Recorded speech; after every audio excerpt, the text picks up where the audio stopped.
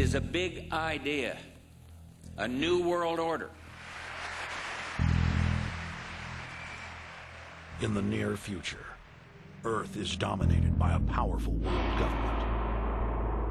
It's known as the Bilderberg Group. Could their objective be world domination? For thousands of years, their dark order grew. Now, as they hail the birth of the New World Order, their great dream of exterminating 80% of humanity is at hand.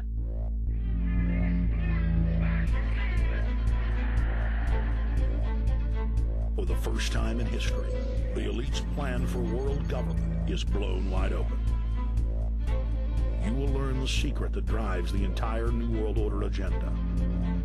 Bilderberg is making great progress toward a world government, and only an educated, informed public can stop them in their tracks. Alex, it's Chalabi, eh?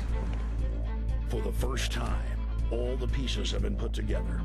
The dots have been connected, and the picture is crystal clear. Earth's ruling elite believe they have discovered the fountain of youth. But before they can attain it, 80% of us must die. A psychopathic technocracy is establishing world government so there can be no escape from their plan.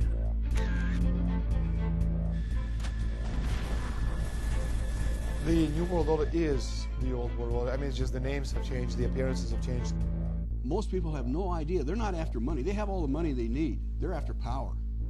That's their aphrodisiac. I was pulled out of a plane in Munich. They interrogated me 4 hours. Some shots were fired. Need you to move off the problem. Their great dream of exterminating 80% of humanity is at hand. Endgame, blueprint for global enslavement. You have been warned.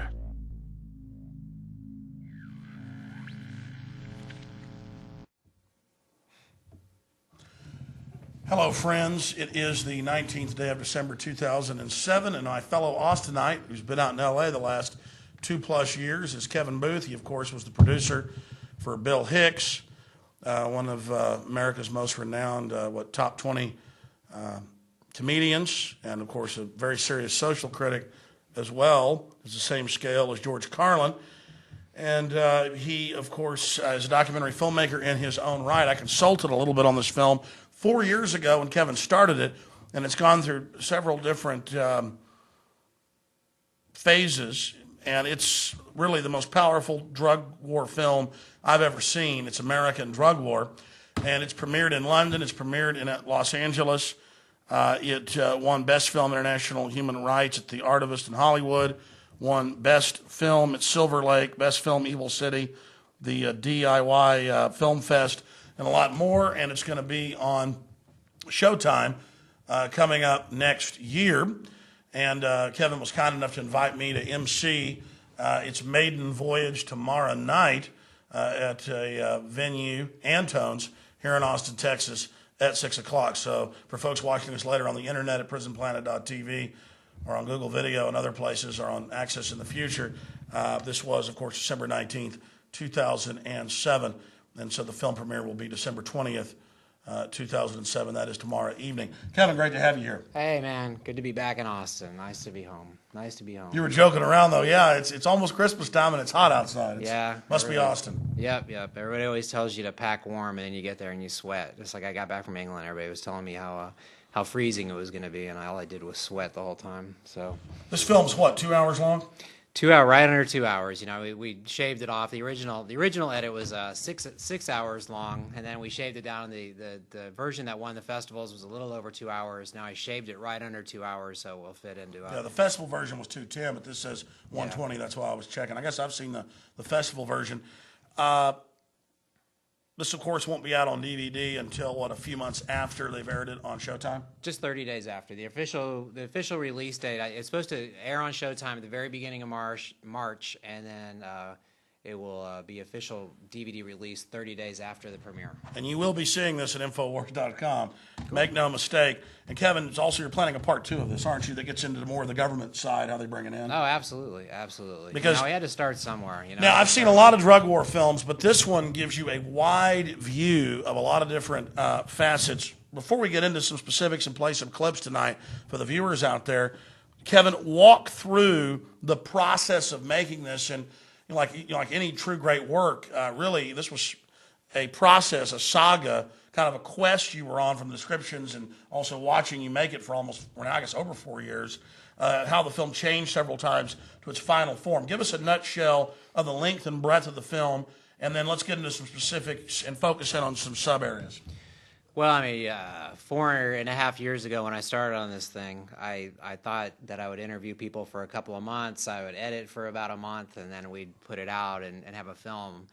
It just didn't work that way. It was like every time I did a story, it led to another story. Every time I got in to interview somebody, they would tell me, "Oh, you've got to talk to this guy," and it just one thing led to another, and it just escalated. And the size of the drug war, it doesn't matter how many stories you cover, no matter what. Every time I go to a screening, people will still say, "Oh, how come you didn't go more into the French Connection?" Or "How come you didn't?" It's just never enough, which just goes to show.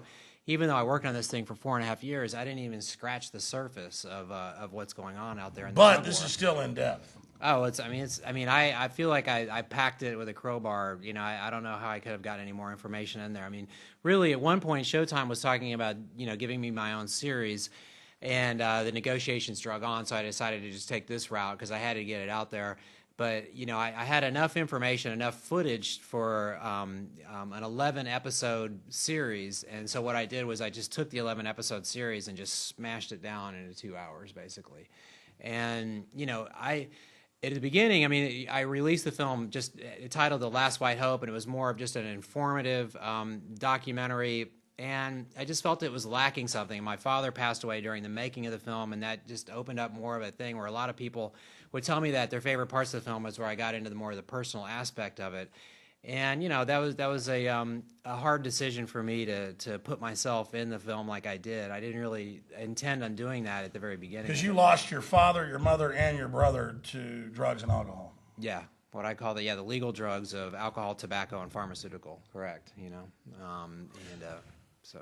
Now, let's talk about what you ended up putting in the film. I mean, kind of in a linear line, what the film covers. Well, from my own personal aspect, it covers just, me growing up in the 70s and Nixon. Really, the film starts with Nixon starting the drug war. And I know there's a vast history to the drug war, but you have to choose somewhere to start with. I can't give all the histories of marijuana prohibition and everything.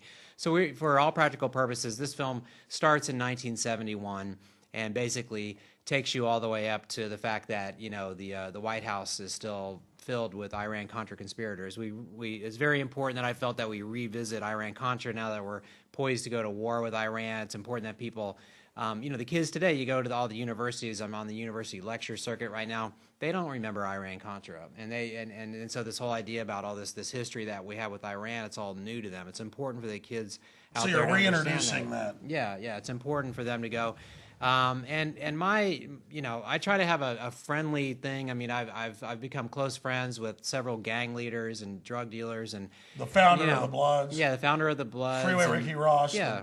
And I try to not take a condemning attitude towards these people like every other TV show. You're just analyzing. Yeah. You're just giving a snapshot into it. Yeah. I look at it like everybody out there in the world is kind of like playing with the cards that they've been dealt, and it's real easy for rich people to look at poor kids in the ghetto and go, oh, they're evil because they're in gangs or all this, but a lot of these kids don't have choices. They don't have any choices at all. They're getting picked on when they're 10, so they join the gang and get left alone. It's either join the gang and go to jail later, or go to jail now, or get killed now. Those are their choices. They don't really have choices. Continue walking through the film. So basically, it just, I take people on different things. I talk about the